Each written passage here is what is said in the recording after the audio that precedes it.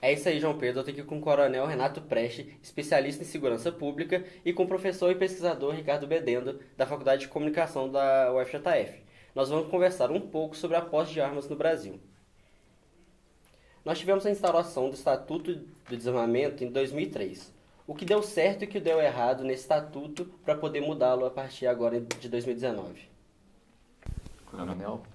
Então, primeiramente, Felipe, agradecer a oportunidade, é uma grande honra para mim estar participando aqui com vocês. A nossa trajetória na Polícia Militar de cerca de 28 anos, chegar nesse momento agora com vocês aqui é muito gratificante. Essa questão do Estatuto do Desarmamento de 2003 para cá, ele nos parece ter sido inócuo com relação a impacto positivo na redução da criminalidade. Nós não tivemos registro de lá para cá, de 2003 para cá, registros sérios de fontes seguras que mostrassem para nós que teve impacto positivo com relação à segurança pública.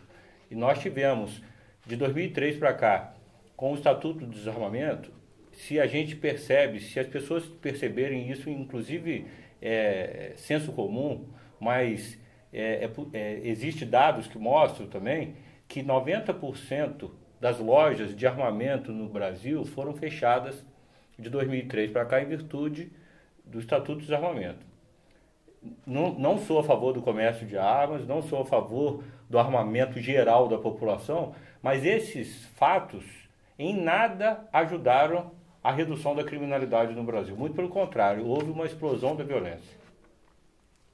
Bom, primeiramente eu queria também agradecer o convite, é um prazer participar aqui ao lado do Coronel Renato Preste.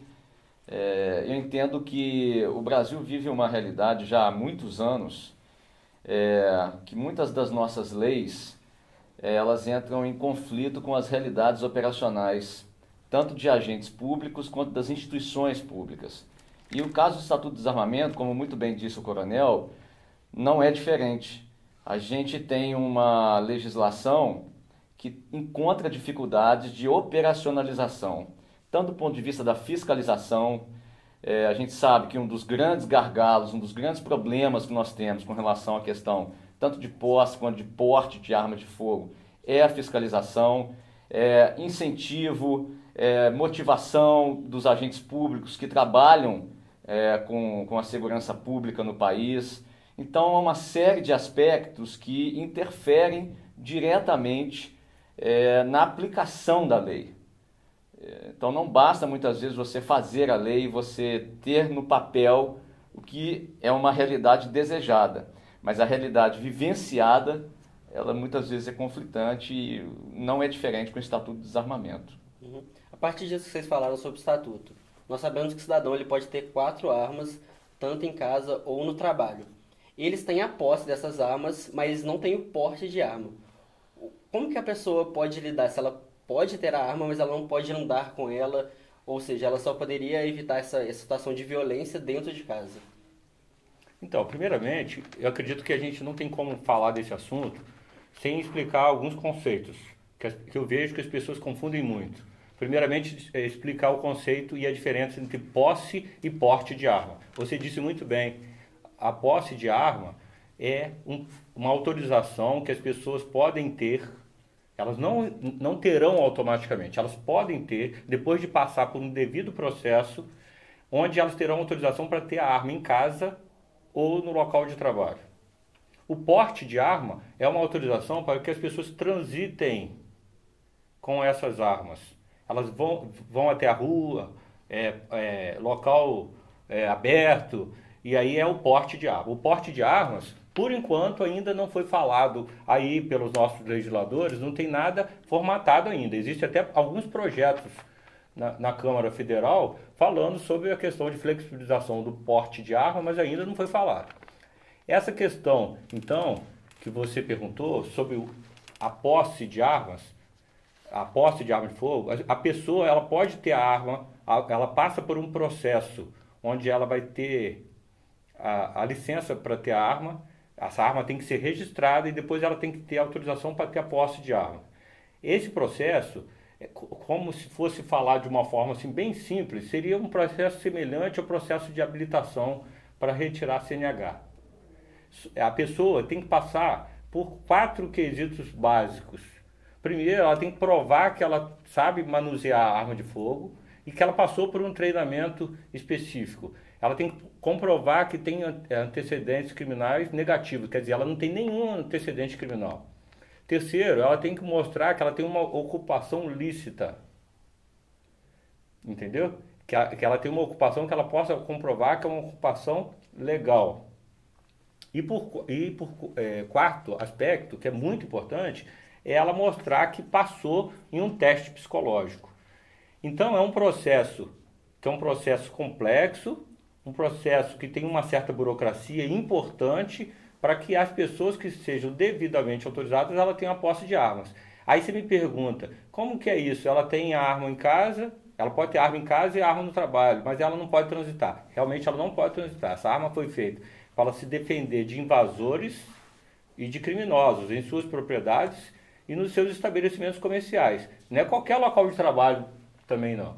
Então não quer dizer que um professor de educação física, que é personal trainer na academia, que ele pode ter a posse de arma lá na academia. Isso aí foi feito pensando em estabelecimentos comerciais, por exemplo. Pessoas que têm estabelecimentos comerciais que elas possam ter a posse de armas. Mas e aí como é que fica esse transporte da arma? Transporte de arma é diferente de porte de arma. Para que a pessoa faça, por exemplo, ela tem a arma em casa, aí ela precisa levar para o trabalho. Ela não vai ficar indo e voltando, ela tem que ter mecanismos na casa dela e no trabalho que ela possa proteger essa arma, um cofre que ela possa proteger essa arma, por exemplo, para proteger das crianças, para proteger das outras pessoas que frequentam aquele local que não tem o treinamento que ela teve. Se ela precisar transportar essa arma, aí ela tem que ter uma guia específica que autoriza pelos órgãos oficiais, a Polícia Federal, que autoriza ela a transportar essa arma no carro dela para poder levar para o local do trabalho. Se ela, lá do local do trabalho, quer levar para casa, ela tem que ter uma outra guia. Isso faz com que a pessoa não fique indo e vindo, porque senão todo dia ela fala assim, não, eu estou levando para o trabalho, eu estou levando para casa, e fica com a arma no carro. Não pode, ela tem que ter uma guia específica para aquele transporte naquele dia, e a arma, quando for transportada, ela não pode estar pronta para uso. Ela tem que estar de preferência com uma das partes desmontada e lá no porta-malas. Para que a pessoa não tenha aquela facilidade de ter a arma para pronto uso dentro do carro. Então, Ricardo, depois de toda essa explicação, essa complexidade que é ter a posse e o porte, o que você acha? Você não acha meio conflituoso você poder ter a arma e talvez não poder usá-la quando você estiver transitando? Olha, primeiramente assim, eu acho que é uma oportunidade para eu frisar bem que a posição nossa lá no Núcleo de Estudos de Violência e Direitos Humanos é extremamente contrária a essa medida, o decreto do governo Bolsonaro, porque a gente entende que a arma é um símbolo da violência. Eu acho que os dados do Brasil, eles são bastante emblemáticos para mostrar isso. A gente teve o caso recente agora lá da escola em Suzano, que é bem característico, ilustrativo de como a arma de fogo é letal, ela aumenta a letalidade nos casos de violência. E então há uma preocupação muito grande com o aumento, por exemplo, da violência doméstica, e é uma medida que, ao que parece, assim, ela é muito voltada para uma preocupação com a proteção patrimonial, mas não pensa muito na proteção das pessoas. Então eu acho que é preciso repensar um pouco essa questão tanto da posse e do porte nem se fala, porque o cidadão, como o coronel disse aqui, ele precisa de um treinamento. Agora, aí eu volto naquela minha primeira afirmativa. Será que nós vamos ter estrutura no Brasil, por exemplo, para treinar as pessoas, para avaliar psicologicamente a fundo se o cidadão tem condição de manusear uma arma de fogo, como é treinado frequentemente, por exemplo, um policial militar, um agente que é gabaritado para poder manusear? Eu desconfio que não. E aí a gente incorre num risco muito grande de aumentar a violência, os casos de violência e, consequentemente, a letalidade nos casos de violência, ao invés de proteger as pessoas. Uhum. Coronel, então, deixa eu aproveitar o gancho. Nosso estimado professor Ricardo, ele destacou a sua opinião, o seu parecer. Eu vou aproveitar para registrar o meu também. Eu sou a favor da posse de armas, que eu sou a favor, esse decreto que houve agora recente, independente de questão partidária ou política, mas esse decreto que teve recente, ele na verdade não mudou em nada a legislação que trata do assunto. Ele trouxe luz jurídica para aquilo que era subjetivo. Então, esse decreto recente, federal, que trouxe observações a respeito da posse de arma, foi trazer luz jurídica para aquilo que era subjetivo. É a primeira questão. A segunda, que o professor questionou, foi a questão do fato do Brasil, o Estado não ter talvez uma estrutura para que ele possa fazer isso. Eu concordo também. Mas só que esse processo não vai funcionar assim. Ele não funciona dessa forma. Esse processo funciona, e aí eu faço uma comparação muito rasteira, mas é importante a gente sempre relembrar disso, que esse processo, para que a pessoa tenha a posse de armas, é bem parecido com o processo para a pessoa fazer a CNH. Então, a pessoa que quer tirar a carteira de motorista, o Estado participa como nisso? O Estado participa mostrando os critérios e cobrando que ela esteja apta em alguns critérios. Então, a pessoa que vai fazer o Centro de Formação de Condutores, vai fazer a aula, é ela que vai pagar o custo. Da mesma forma, a pessoa que for fazer o treinamento, professor, não é o Estado que vai custear ou oferecer esse treinamento. Não é o Estado que vai custear ou oferecer o teste psicológico. Esse treinamento, eu estava conversando com um amigo agora, antes de chegar aqui, um sargento que lida muito nessa área de armamento de tiro, é formado em diversos cursos nessa área, e a gente estava falando desses valores. A pessoa que quer ser apta para o uso e manuseio da arma de fogo, ela tem que fazer um treinamento, um curso num clube de tiro. Ela vai pagar R$900 para iniciar, depois ela vai pagar R$600 para fazer o curso específico. Se ela quiser continuar treinando lá todo mês, ela paga uma taxa de R$30 por mês. Depois, se ela quiser fazer um exame psicológico para poder passar e ter a posse de arma autorizada, ela vai pagar um valor da mesma forma que nós pagamos para poder tirar a carteira de motorista. Então, não há que se falar em estrutura do Estado para resolver essas questões que são terceirizadas, e o interessado é que custeia isso, entendeu? Que custeia esses valores. Agora, igual da forma que eu disse, eu sou a favor da posse de arma, principalmente para a zona rural. As pessoas na zona rural, elas ficam distantes, a polícia tem um trabalho magnífico, a nossa Polícia Militar, por exemplo, tem aí um trabalho magnífico feito com a patrulha rural, mas infelizmente, por conta de descaso das autoridades de governos recentes, por exemplo, aqui em Minas Gerais, eu posso citar o último governo que teve, sucateou a segurança pública no Estado. Nós estamos numa situação muito boa ainda hoje, estava falando com um professor, que nós estamos registrando aqui em Juiz de Fora 8 homicídios esse ano, do dia 1º de janeiro a 20 de março, contra 16 no ano passado, no mesmo período. Então nós estamos com 50% de redução. Mas isso graças aos homens e mulheres da Polícia Militar e dos outros órgãos de segurança pública. Porque o Estado, propriamente dito, abandonou a segurança pública, recursos, armamento, munição para treinamento, viaturas terceirizadas. Foi muito bom, que foi feito em governos anteriores, mas até isso foi reduzido. Salários atrasados, salários parcelados, mas mesmo assim nós tivemos uma resposta muito boa, e temos uma resposta muito boa dos nossos operadores da segurança pública.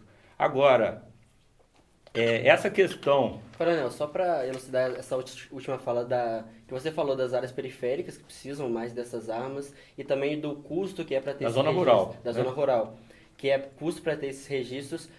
Você não acha que esse armamento da população, ele não favorece certa parte da população, já que para você ter uma arma em casa, o valor em média é entre R$1.800 e R$6.000, não só para você comprar a arma, poder usá-la, e também para a manutenção dela. Você não acha que favorece certos tipos de setores da população, enquanto outros, talvez em áreas periféricas ou em zona rural, não tenham condição de comprar uma arma e de manter essa arma?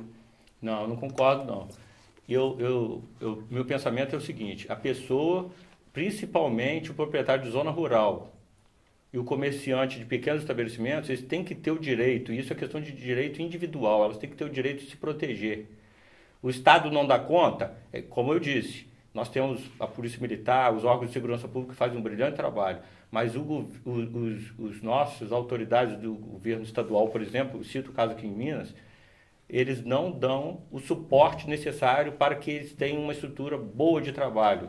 Então, às vezes, tem disposição, tem vontade de trabalhar, mas não tem uma viatura para ir na zona rural para dar essa resposta. Eu não concordo com você que isso privilegia o acesso de quem tem situação aquisitiva melhor, não. Por quê? Eu não estou falando em áreas periféricas. Áreas periféricas, dentro da área urbana, elas são chamadas, algumas delas, inclusive, infelizmente, são zonas quentes de criminalidade. Nas zonas quentes de criminalidade, a arma que chega ali são armas clandestinas. Um dado interessante que eu tenho para te falar, que inclusive nós levantamos agora recentemente, em janeiro, e apresentamos sugestão para o Estado. O Estado ele não tem como avaliar através das ocorrências, o REDS, né, que é Registro de Eventos de Defesa Social, onde as pessoas registram a ocorrência, ela não tem como avaliar ainda se a arma com que cometeu aquele crime violento ou crime comum, se aquela arma era devidamente registrada e se a pessoa que estava com ela tinha posse da arma. Porque eu estou tentando levantar esse dado já há algum tempo aí nos órgãos oficiais e o Estado ainda não tem isso. Eles estão agora, até por sugestão nossa, trabalhando nisso, mas eles não têm esse dado para falar. O que é certo, no meu entendimento, é que a proibição do bem, nesse caso nós estamos falando da arma, ela valoriza, ela joga esse preço dela lá no alto no mercado negro. E aí, as pessoas que têm acesso a elas, aí sim, são pessoas de maior poder aquisitivo, que podem tê-la irregular, ou então um bandido, que usa do crime e tem recursos fáceis, oriundos principalmente do tráfico de drogas, e aí ele se arma e arma as pessoas.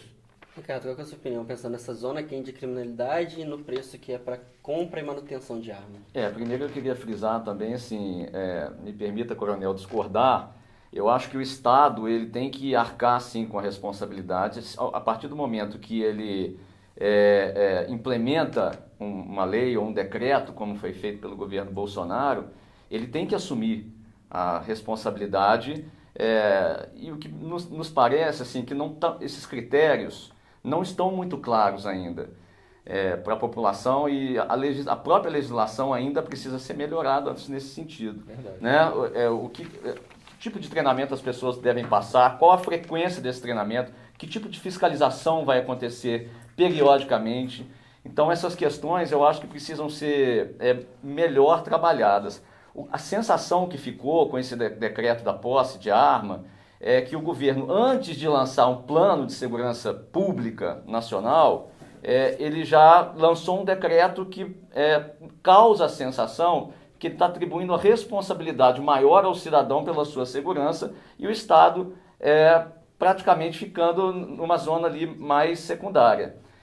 Então eu penso que o próprio exemplo que o coronel deu das dificuldades hoje encontradas pelas instituições, pelos agentes públicos, é bem ilustrativo de como o Estado tem deixado de lado o investimento em áreas estratégicas da segurança pública, que hoje praticamente em primeiro lugar na agenda do debate público e das demandas da sociedade. Então eu entendo que essa questão aí precisa ser melhor discutida, melhor debatida. Essa questão da seletividade eu acho que também é um fator que precisa ser melhor pensado, a questão do incentivo à privatização, aí né, aquela questão, sai o Estado, entra a responsabilidade do cidadão, o incentivo às empresas terceirizadas, mas é um debate que a gente sabe que tem vários lados que precisam ser levados em consideração Eu acho que essas coisas não estão muito bem claras ainda. Então é preciso debater isso um pouco melhor com a sociedade, com os agentes, com os especialistas, para que a gente possa chegar pelo menos próximo a um consenso do que é melhor para a nossa sociedade.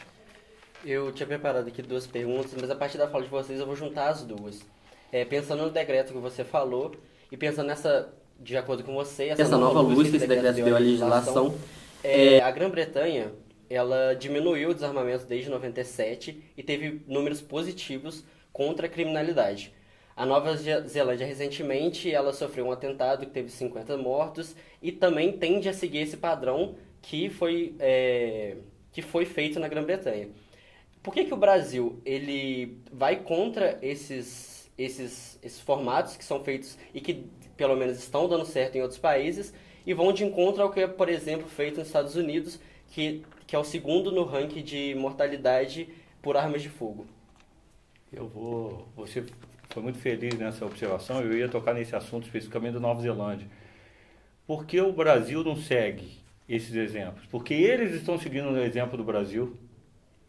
Você vê que teve esse fato lá da Nova Zelândia, e aí a imprensa alardeou, de forma equivocada, que eles iriam, me parece a primeira-ministra lá iria restringir o uso de armas. E logo depois ela tomou essa decisão e restringiu o uso de armas. Mas a imprensa não divulgou. Por quê? Hoje, o modelo que tem lá é igual ao do Brasil. Porque antes, as pessoas lá podiam ter, as pessoas do povo que fossem comprar armas, as pessoas que tinham posse de armas, que fossem comprar armas, elas podiam comprar escopeta, fuzil, submetralhadora, que são armas aqui no Brasil que são proibidas. Sempre foram. Essas armas, e isso aí não é de agora não, isso aí foi feito lá na época de Getúlio Vargas. Ele limitou as pessoas a comprar esse tipo de armamento e falou que essas armas são privativas de forças policiais. Esses exemplos que você está falando reforçam que nós estamos indo no caminho certo, porque eles que estão nos seguindo. Essa limitação de uso de armas que você citou, e os 2 casos, eles limitaram a compra de armas de fogo de uso restrito para as polícias que são consideradas aqui no Brasil. As pessoas lá continuam podendo comprar revólver e pistola. Elas não podem comprar mais escopeta, fuzil e metralhadora. Entendeu? Espera aí, Fabi, o que é? Não, desculpa, é porque o dado que a gente tem com relação à Grã-Bretanha é que lá foi proibido qualquer uso de pistola, qualquer uso e porte de pistola. Eu não tenho essa informação não. A Nova Zelândia, agora recente, acabou de publicar isso. E lá também na Grã-Bretanha a mesma coisa. As informações que a gente... Vai continuar? Pode continuar. Depois a gente... As informações que a gente tem, veja bem, eu não sou a favor do armamento da população. Não sou a favor do armamento da população, que isso seria até irresponsável, principalmente vindo de alguém oriundo da segurança pública. Eu sou a favor de que a pessoa tenha respeitado o seu direito individual de se proteger. Não estou eximindo o Estado da sua obrigação de dar segurança para as pessoas. Mas eu estou mostrando que, no meu pensamento, principalmente essas áreas de zona rural, as pessoas precisam ter o direito individual dela respeitado de se proteger, de ter acesso a uma arma de fogo. Mas qual arma? A arma de pequeno porte. Nós temos dados que comprovam isso, da Fundação João Pinheiro, da Fundação Getúlio Vargas, que os estados onde as pessoas são mais armadas no Brasil são os estados com menor criminalidade violenta com o uso de arma de fogo. Por exemplo, os estados do sul do país. O Rio Grande do Sul tem uma quantidade de pessoas que têm posse de armas muito maior do que São Paulo. E é um estado que tem os índices de segurança pública muito menores do que São Paulo. Eu estou isolando esse dado. A gente sabe disso, né, professor, que a questão da segurança pública são muitos fatores que agregam, que envolvem. E as pessoas me perguntaram agora recentemente se eu achava que talvez seja até uma pergunta que você fosse me fazer ainda, se eu achava, então, você está defendendo, primeiro que eu não defendo o armamento, eu defendo a flexibilização da posse da arma de fogo. E volto a dizer, esse decreto assinado em janeiro não flexibilizou e nem melhorou em nada, não facilitou em nada o acesso à posse de arma de fogo. Ela regulamentou, foi o que eu disse, ela trouxe luz. Inclusive, a bancada da bala, que são os deputados que são a favor da liberação irrestrita, às vezes até da arma de fogo, eles ficaram até chateados e acharam que a mudança foi muito ínfima, muito insignificante no decreto assinado em janeiro. Então, Coronel, só para a gente se alongar tanto, Ricardo, você tem uma opinião sobre o Estatuto em comparação aos outros países? Tenho. Eu acho que essa comparação ela é importante, mas é preciso muito levar em consideração os contextos sociais, políticos, econômicos, culturais de cada país, de cada região. O que eu quero dizer com isso? Por exemplo, vocês citaram a Grã-Bretanha aí. Se a gente pegar, por exemplo, a história da polícia inglesa, a polícia inglesa só ganhou legitimidade real perante a população depois de uma série de mudanças que foram feitas pelo Estado inglês no contexto social do país, na área econômica, na área política, e isso obviamente favoreceu uma série de fatores, desde a área de segurança até a parte principalmente econômica, né, de qualidade de vida do cidadão. A gente sabe, Coronel, né, que a questão da segurança pública hoje não é só ligada à polícia. Como ele muito bem disse, há uma série de outros fatores e entre esses fatores está também a qualidade de vida do cidadão, que envolve aí também outros setores da sociedade, outros investimentos em áreas econômicas, principalmente sociais. O caso da Colômbia, por exemplo, Medellín, que conseguiu superar em boa parte também a questão da criminalidade. Se você for observar o que foi feito lá, houve uma grande reforma social na cidade de Medellín. Então, isso favoreceu também o aspecto da segurança pública. Então, eu acho que essa comparação ela é importante, né? Claro que a gente sempre tem que levar em consideração aprender e trocar experiências com outros países, com outros setores, mas fundamentalmente é preciso enxergar a segurança pública de uma maneira contextual mais ampla. Como que investimentos em outras áreas vão ter reflexo direto na questão da segurança pública. E aí talvez a questão do armamento seja até um debate secundário, a partir do momento que você tem já uma estrutura melhor consolidada no país. Eu não acredito em fórmulas mágicas, como em situações rápidas, emergenciais. Eu acho que esse decreto também ele é um discurso político que não traz uma solução e o impacto é preocupante, e acho que a gente tem que pensar mais a médio e longo prazo, porque o país tem problemas gravíssimos em áreas sociais e que precisam ser corrigidos, porque senão a gente vai ficar, como diz muito bem o jornalista Marcos Rolim no seu livro A Síndrome da Rainha Vermelha, a gente vai ficar dando voltas em círculo e não sair do lugar. Professor, pensando nessa relação cidadão-Estado, ao assumir que o próprio cidadão ele deve ter o direito de se defender, isso significa que o Estado não acredita na capacidade da segurança pública? E depois o Coronel pode dar opinião também sobre isso. Como eu a opinião, né, que eu tenho é exatamente essa preocupação do Estado atribuir ao cidadão a responsabilidade pela sua segurança. Claro que a própria Constituição diz que a segurança pública é também dever do cidadão. O cidadão tem que participar. A participação da comunidade ela é fundamental. Mas aí é preciso que a gente debata quais são os reais papéis desses atores na composição da segurança pública. Eu acho que a participação do cidadão ela é mais importante sob o ponto de vista estratégico, de informações aos órgãos de segurança, de cobrança e de participação na formulação de políticas públicas na área, do que de posse ou porte de arma.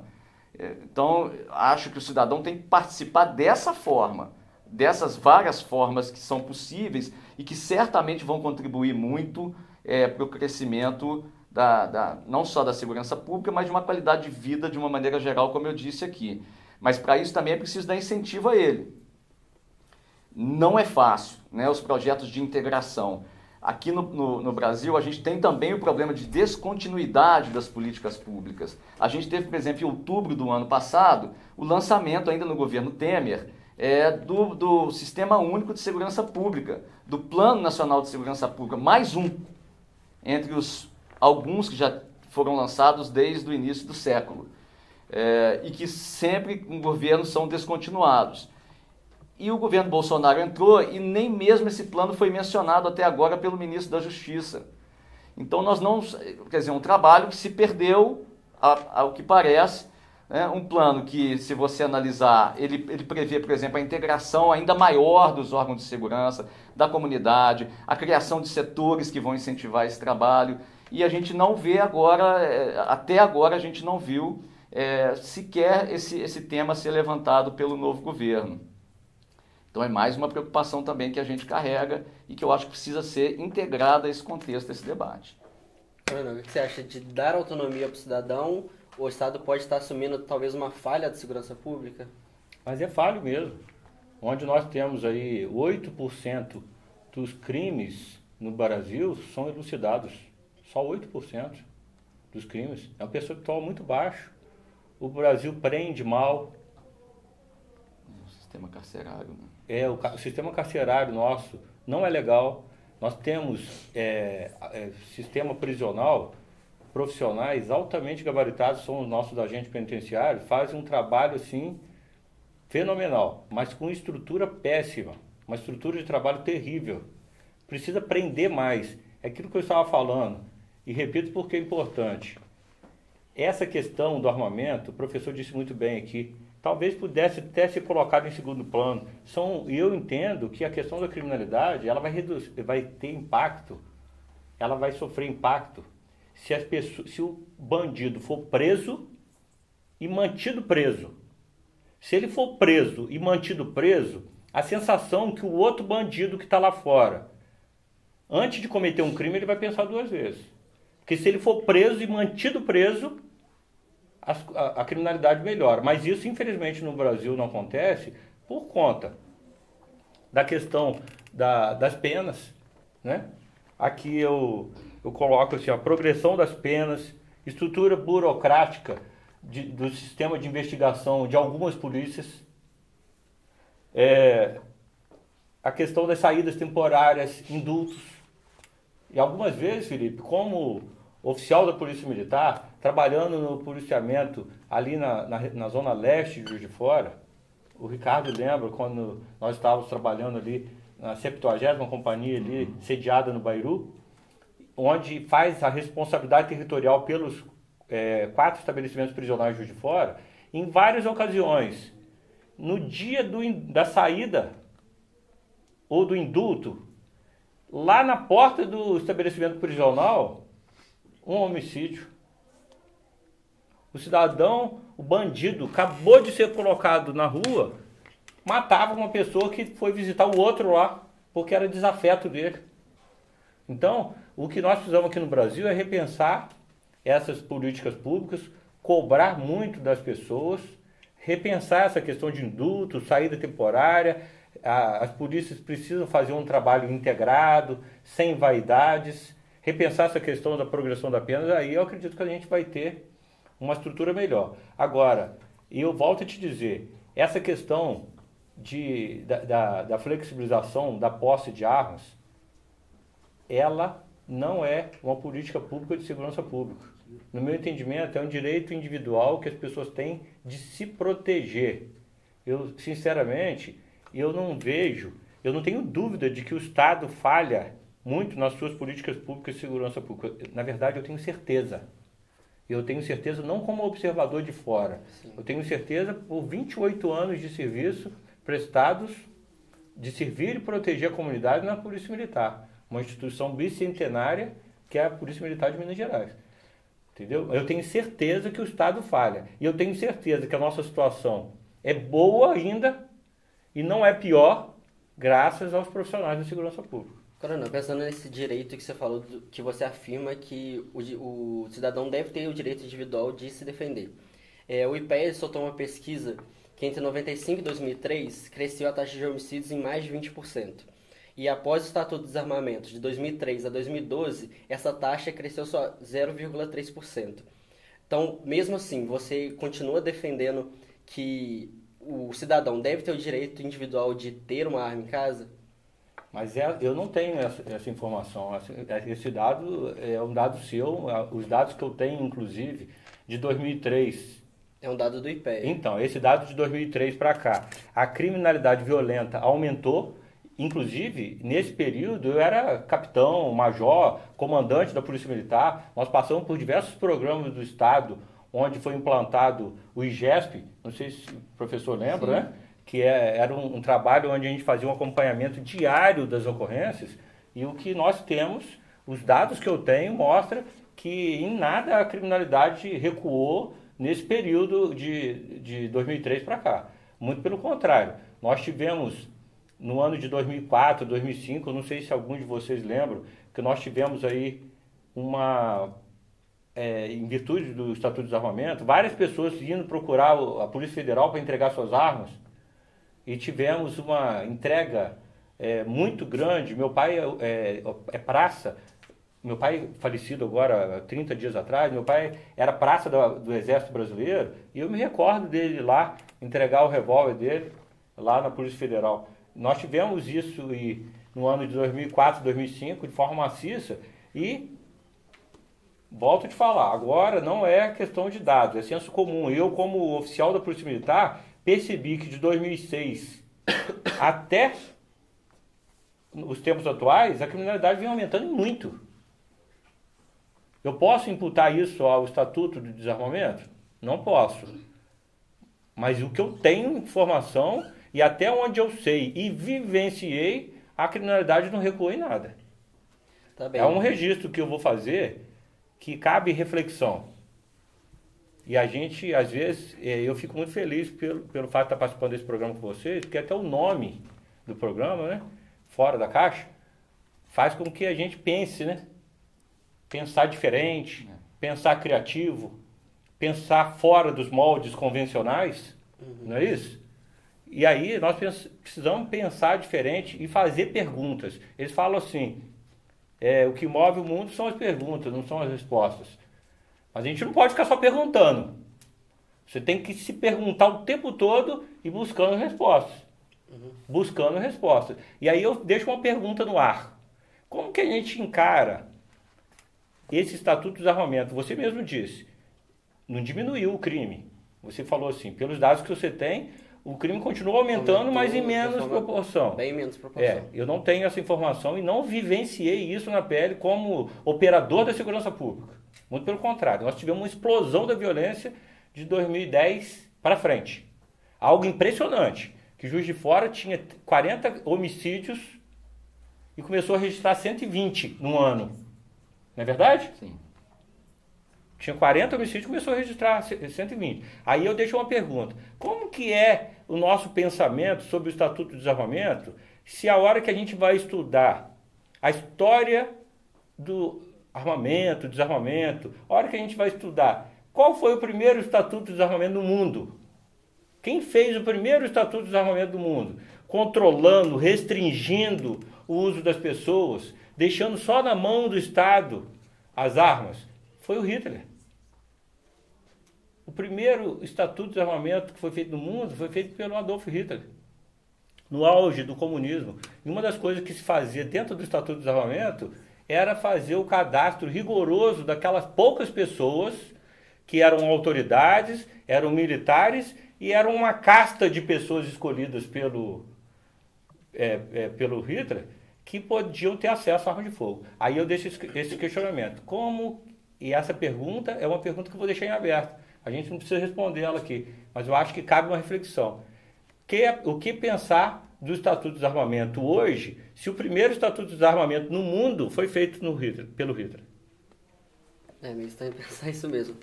Mas sobre esse pensar diferente que você falou, e para fechar nossa entrevista, o que cada um de vocês pensa como uma política de segurança pública capaz de não solucionar, mas pelo menos abrandar os números alarmantes de criminalidade que a gente tem no Brasil. Bom, primeiramente eu penso que é muito importante que a gente tenha consciência de que quando a gente fala em segurança pública, em combate aos diversificados tipos de violência que a gente tem na sociedade, que nós não estamos tratando de casos simplesmente de resolução policial. Acho que o coronel vivenciou isso muito na pele. O senso comum normalmente tem a atribuir, por exemplo, à polícia militar a mãe de todas as causas. E é difícil muitas vezes de fazer a sociedade enxergar que a segurança pública não é apenas papel da polícia militar, da polícia civil, da polícia federal, mas tem outras instituições que precisam ser envolvidas na concepção do que a gente entende por segurança pública, por combate às violências e respeito aos direitos humanos.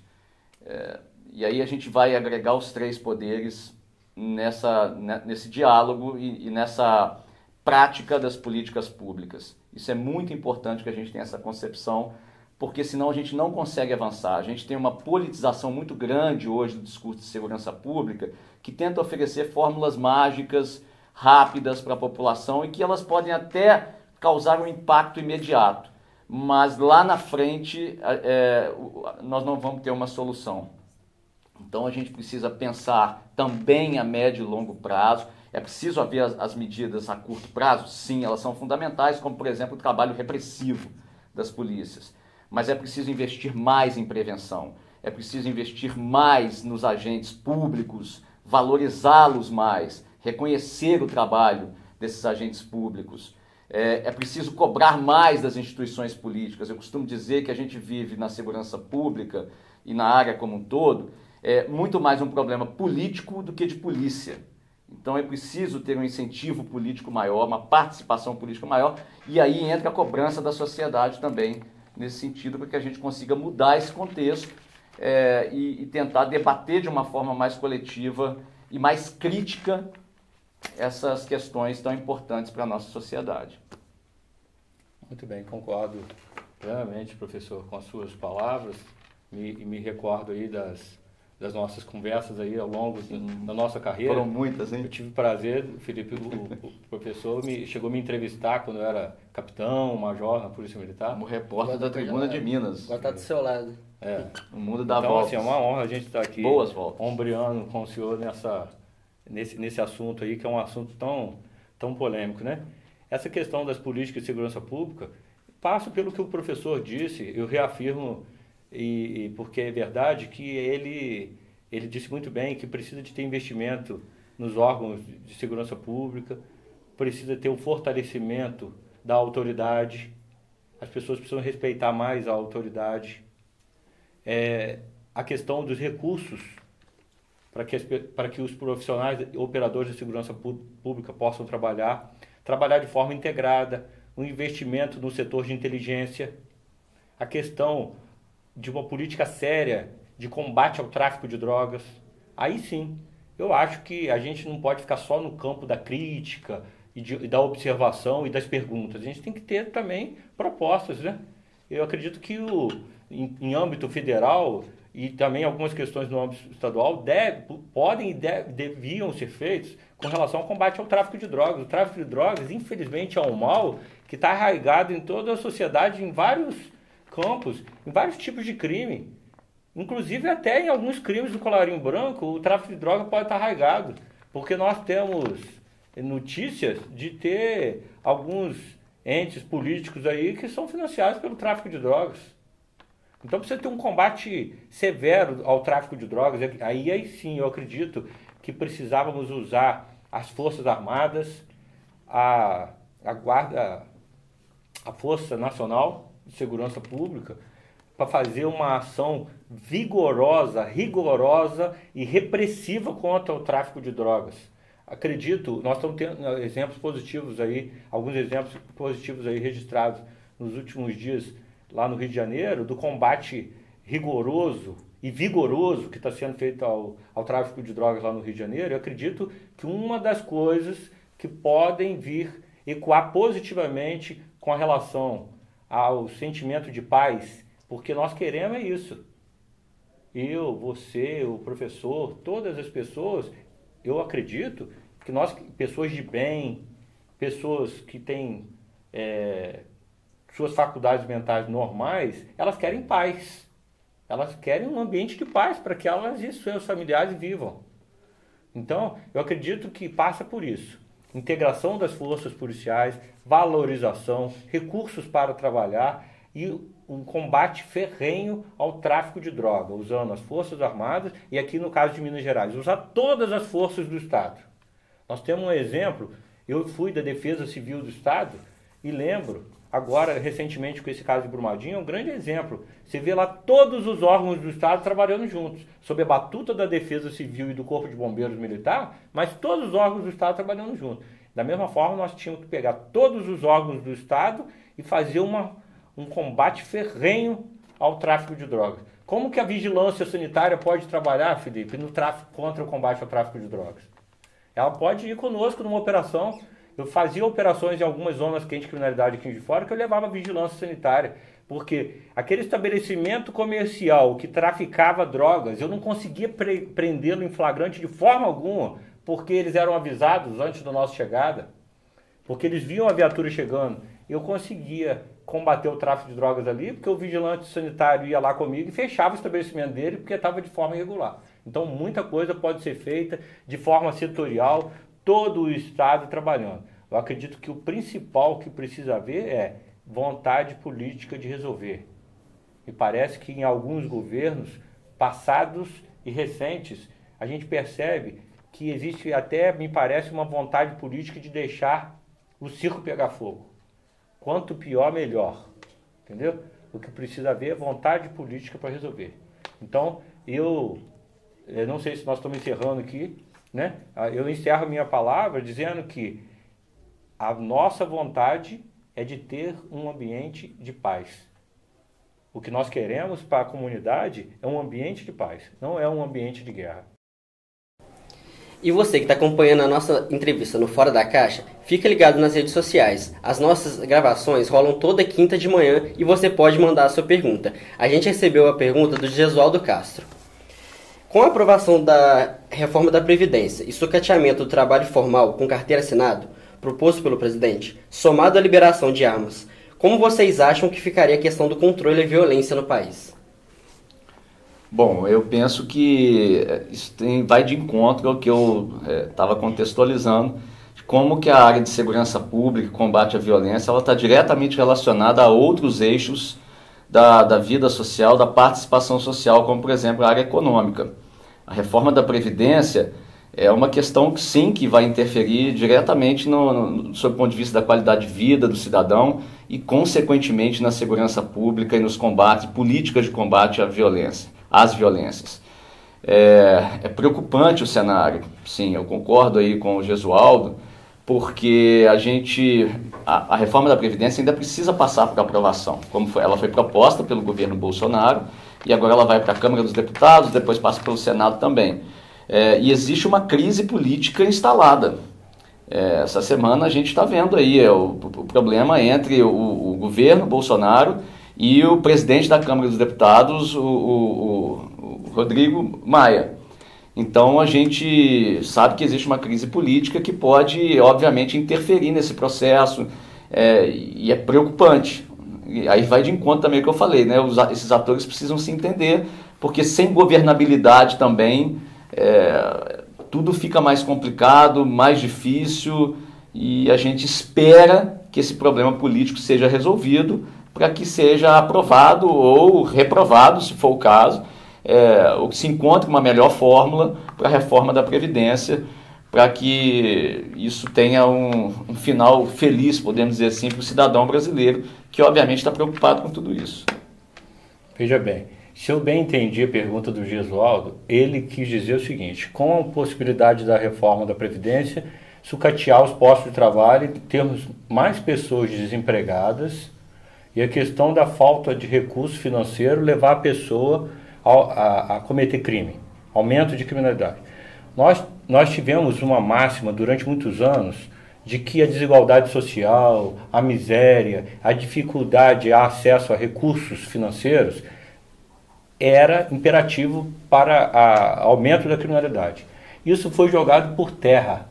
Então, a minha resposta para o Gesualdo, eu acredito que, primeiro, que a reforma da Previdência, como está e vai acontecer, eu não acredito que vai impactar assim, negativamente com a questão da relação aos postos de trabalho no Brasil. Primeiro, eu acredito que não vai impactar. E segundo, que essa tese de que a miséria, a falta de educação, a desigualdade social, ela impacta no aumento da criminalidade, é uma tese que foi jogada por terra, principalmente no Brasil. Nós comprovamos isso nos últimos anos, principalmente no governo do Lula, onde teve um incentivo, uma melhoria de vida, melhoria do índice de desenvolvimento humano na região nordeste do país. E aí eu não vou entrar no mérito de que isso foi feito por assistencialismo e bolsas diversas, mas houve uma melhoria no IDH e na qualidade de vida, no poder aquisitivo das pessoas no Nordeste brasileiro. Ao mesmo tempo, houve um aumento, uma explosão da criminalidade naquela região. Então isso é um dos principais fatores que, inclusive, tem sido alvo de estudo na Fundação João Pinheiro, demonstrando que essa tese foi jogada por terra de que a falta de recursos, a desigualdade, a miséria, a dificuldade financeira levam alguém a cometer crime. Professor e coronel, a Grã-Bretanha em 97 estabeleceu um estatuto de desarmamento da população e teve números muito positivos em relação à diminuição da criminalidade por arma de fogo. Enquanto recentemente, esse mês, houve um atentado na Nova Zelândia que matou 50 pessoas, e eles tendem a seguir esse modelo feito na Grã-Bretanha. Porque o Brasil, com alto índice de criminalidade, tende a ir na contramão desses países e seguir um país como os Estados Unidos, que é o segundo no ranking por mortalidade de arma de fogo. Muito obrigado ao Coronel Renato e ao Professor Ricardo. Eu, em nome da equipe do Fora da Caixa, agradeço a presença de vocês aqui. A gente sabe que esse assunto gera muito debate, e você que ficou ligado nessa entrevista pode conferir ela na íntegra nas nossas redes sociais. Agora é com você, João Pedro.